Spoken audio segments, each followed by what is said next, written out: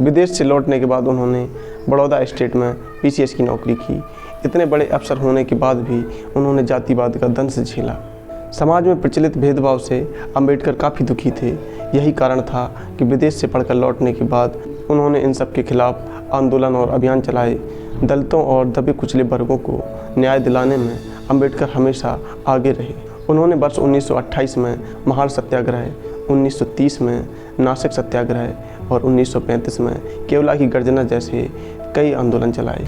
1927 से 1956 तक उन्होंने मूक नायक और बहिष्कृत भारत जैसे कई पत्रिकाओं का संपादन किया। उन्होंने कमज़ोर वर्ग के छात्रों के लिए मुंबई में सिद्धार्थ महाविद्यालय और औरंगाबाद में मिलिंद महाविद्यालय स्थापित किए तथा कई लाइब्रेरियां खोलीं।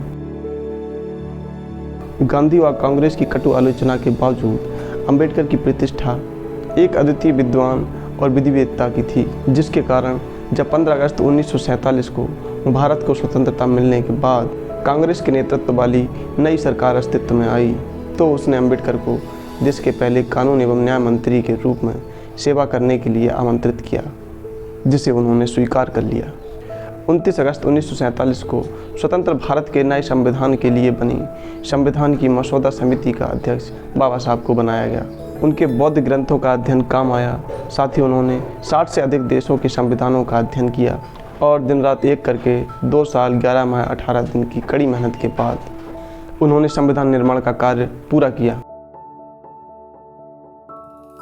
अंबेडकर ने आर्टिकल 370 का विरोध किया था, जिसने जम्मू एंड कश्मीर राज्य को विशेष राज्य का दर्जा दिया।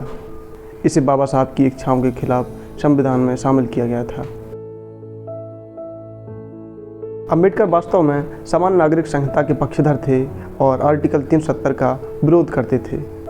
अंबेडकर का भारत आधुनिक वैज्ञानिक सोच और तर्कसंगत विचारों का देश होता। उसमें पर्सनल कानून की कोई जगह नहीं होती। संविधान सभा में बहस के दौरान अंबेडकर ने एक समान नागरिक संहिता को अपनाने की सिफारिश करके भारतीय समाज में सुधार लाने की अपनी इच्छा प्रकट की थी तथा 1951 में अपने हिंदू कोड बिल को रोके जाने के बाद बाबा साहब ने मंत्रिमंडल से इस्तीफा दे दिया था। इस हिंदू कोड बिल में भारतीय महिलाओं को कई तरह के अधिकार देने की बात की गई थी। इस मसौदे में उत्तराधिकार, विवाह और अर्थव्यवस्था के कई कानूनों में लैंगिक समानता की मांग की गई थी। हालांकि प्रधानमंत्री जवाहरलाल नेहरू समेत कैबिनेट और कांग्रेस के कुछ अन्य सदस्यों ने इसका समर्थन किया था, परंतु राष्ट्रपति राजेंद्र प्रसाद और सरदार वल्लभ भाई पटेल सहित संसद के सदस्यों की एक बड़ी संख्या इसके खिलाफ हो गई थी।